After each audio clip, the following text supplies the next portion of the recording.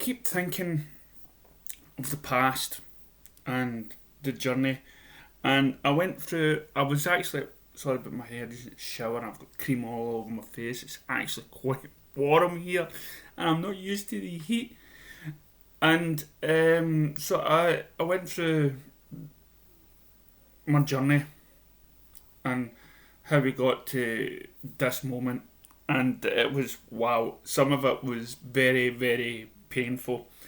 And I was, first of all, planning to show you a clip from an earlier video of me looking at my Facebook page, but there is so many out of the 3 years, and what I did come across was were a lot of videos of me defending Joss Whedon's Justice League, and it was cringeworthy. It really was. It was cringeworthy, and so I kept on saying, I was defending that film so much, and I wanted. This was the film we got, and I wanted people to start just appreciating it, because I felt at the time it was taken. It was.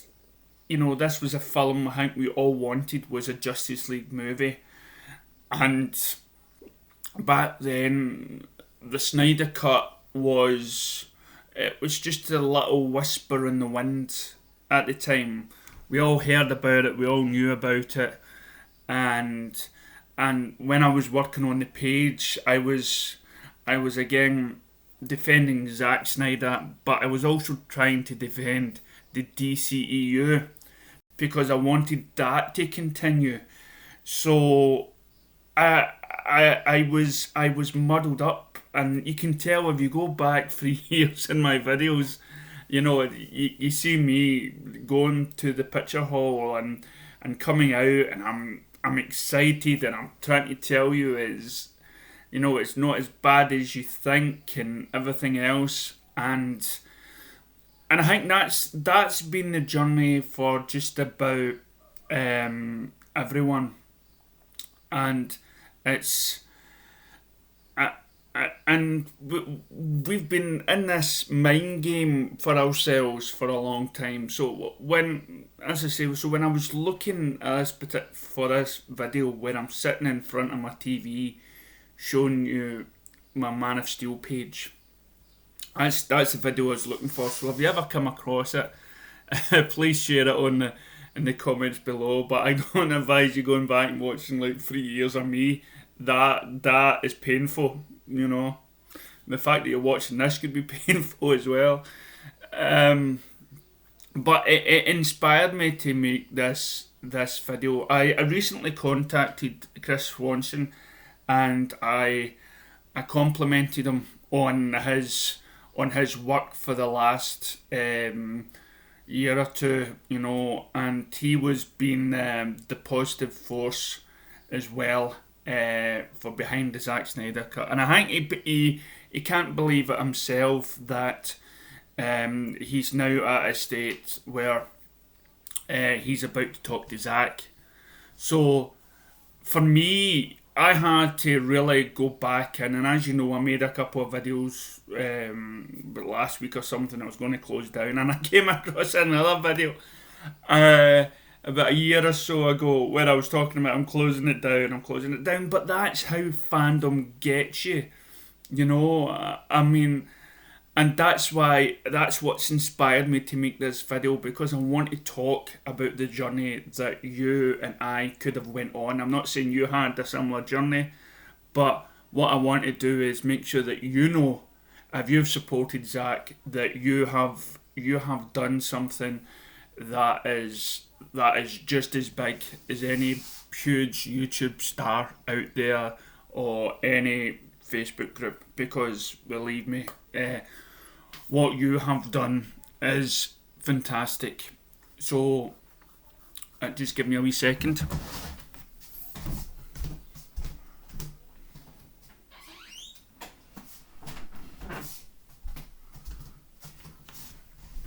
Right. So yeah. So what you have done is just that bit fantastic because every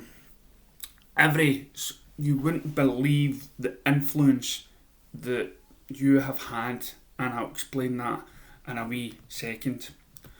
So here was I, a DC fan, uh, overjoyed that we finally got the Superman movie, and right after the back burner of the Brandon Ruth one, and we watched it, and I at the time I was starting to really progress in Facebook, and I was joining groups, but every group that I was talking about that I was in didn't seem to be like a DC group. There were a lot of arguments, a lot of putting down, and I thought this was a fan group.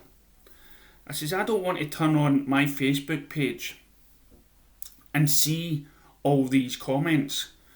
I want some place where I could feel safe. So I started a wee small group called the Fortress of Solitude, where I believed it was just me, and I could just go there to this safe place where I can just post great stuff about DC. And then got to a stage where I was making like other groups that was of my passion, and again all the groups that had started to question what we should be talking about. And I just wanted to talk about, because it was coming to light, about maybe a universe, and how. So what I did then was I wanted to create an even safer space where it would just be me. So I created a page called Man of Steel Fan Gives Hope, and you can hear me talking about it from 3 years ago. And on that page, I just gathered all the positive vibes for around that movie. I gathered all the videos and everything else for that movie, all the stuff, the information from media, and turning it around from that. So I built the page up slowly, and I was just myself, really. I went through some editors and everything else, and then I decided, after a couple of years, I didn't just want to make, I didn't want to just be like, this isn't just like a Zack Snyder fan page. I wanted to encompass like all the DC that's out there. This is a DC fan page. So I then changed it from DC Fan Gives Hope. So I took everything and I was defending everything from the CW shows to the comic shows to the cartoons to just about everything, and it was tiring. And the reason why I'm still talking about this page is because this page was a huge part of my life on a day-to-day basis, and just like all these big YouTubers out there, and because they spend a lot of money making these videos, and they put a lot of time and effort. They come home from work and whatnot and do their normal family thing, and then they go into a wee cupboard someplace. I wish I had a cupboard instead of this backdrop where I could show you my books and everything else. But it'd be like tiny. It'd be like a wee small thing, very dark. So anyway, so then I thought, I want to do something more about it, because it was starting to get exhaustion, and during which time we were all getting a buzz for this Justice League, and there were a lot of stories about what was happening behind the scenes, and Zack was getting a hard time, so I spent a lot of time again defending Zack, and I thought, I've got to create some sort of video, some sort of YouTube channel where I can just talk about my ideas, and just let myself be seen. And I thought because of my page being so big and subscribers and likes and stuff like that, that might go over to my YouTube channel. It didn't, because I believe now YouTube channels, you have to have this personality, whether it be a funny one, cheeky one, or anything else like that. You need to have a personality that's extra. And believe me, when I'm going out on a Saturday night, the mask comes on. Jim Carrey's the mask, right? But YouTube is very different. It's filming, it's you talking to yourself, so it's hard. And then of course there's lots of technologies into it and stuff like that, and people had time to somehow go into the business of YouTube, which it is a business, and you go in and you learn all the rules and all the things that you can do for your video to boost it up there. It is actually like one of those triangle schemes, and you've got to connect to other people who are big, and it's just endless. So I just thought, make a YouTube video and channel and make it so I can connect to people on Facebook. But then again, people on Facebook don't normally tend to use YouTube, and vice versa. People on Tweet don't know. It's only like the mainstream big people that from like YouTube that use Tweet or Facebook in order to promote their stuff. But it's normal people on Facebook that don't do YouTubes or anything like that. Very rarely spend time on the other mediums. So then as again, when Justice League comes out and we get this backlash, I thought, no, we've got to defend this. We've got to defend this film. I've got to go on YouTube, and why are DC fans and who's to blame? And I did. I honestly, you can see my journey as I went from 3 years till today. But at the same time, I tried my best to sit on the fence and defend both sides. And it's not until much later on when Zack really comes on board. Well, during which time, by the way, when I was working on the page, I had so many messages and letters and stuff like that, either wanting. It says, oh, thank you very much. You're the DC vigilante. You're the Man of Steel fan gives hope. Your page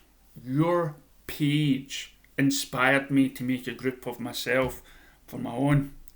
Your page inspired me to do this on Twitter, inspired me to do this on Facebook, inspired me.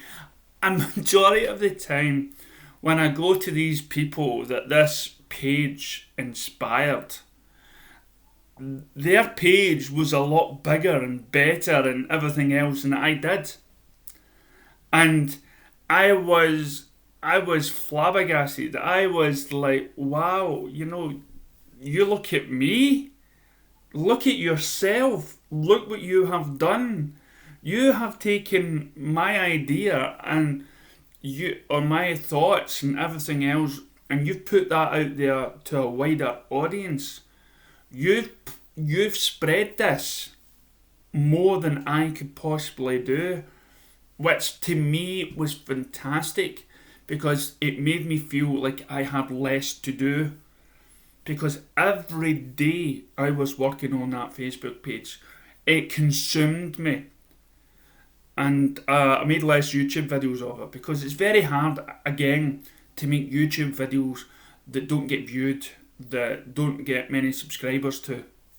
It's very hard to get yourself motivated to do it. So as you're going with the Facebook page or the YouTube channel, you have your highs and you have your lows. And then, as I say, I decided, I want out of here. I want to leave this. I am sick. Every day of my life I've been protecting Zack, protecting the DCEU. I want to go back to a normal life, and I was getting anxiety, I was getting this and that, I was feeling low, I couldn't talk about anything else. I thought I need to break away. So, but then I felt, no, I needed to get back in and defend it. And I was watching these upcoming stars, right? Ryan Kennel is his name, I believe. He was an uprising star on Geeks and Gamers, and I could see him with his Star Wars stuff and his ideas behind Star Wars and what Star Wars is, having the same views as me. And people that have got gamer chairs, okay, they're spending money on their computer, they're spending money on their games, and he is connected to the people, and he was speaking for me. Chris Wan Swenson, Film Gub, and Film Junkie were all speaking to me. I even contacted them at one point on my Facebook page to let them know that I was promoting them on the page, and I was so honoured that they did that. So now we've come to today, and we see these big stars about to hit, and talk to these people. But what we must remember, when I say talk to these people, I mean like Zack Snyder and everything else. I mean, they bought tickets and they flew over there. They promoted everybody else's channel and everybody's clothes and everything else. But for me, yeah, their personalities and the voice, yeah, were big and they probably helped cheer us on. But it's you guys and girls out there, the ones that tweeted something, the ones that walked down a street and talk to somebody like I do in my work, who I just encourage somebody, watch all of BVS Ultimate, right? I'll use it, spread the word. I'll use spread the banner of the plane going. Any use that actually, because of what somebody else has tweeted, thought of creating a group for yourselves or joining that group that supported, released the Snyder Cut, that made those things stronger for you in your everyday life. If you were going to work and you're going to school and you talked about the Snyder Cut, you guys are the unsung heroes. You guys kept this going. So forget about big YouTubers, forget about my page, forget what no longer exists. Forget about anything else but yourself. You have did this. You have put these people on their pedestals in order to shout and speak on your behalf. And when they go and talk to people like Jay Olivia and Zack Snyder, let them represent you, because you deserve it. We are Knights of the Round Table and Excalibur. Our contribution is just as important as the ones that actually get noticed. Because these people that headline the news, they are just a small group of people. The movement is millions, and you cannot celebrate millions of people. So please, if you're one of them, if you're one of these people that did something that you believe contributed, whether it just be a tweet, started a group, walked down the street and told people, I want to know how you defended it, how you passed it on. Okay? I want to know about the unsung heroes for Zack Snyder. Thank you very much.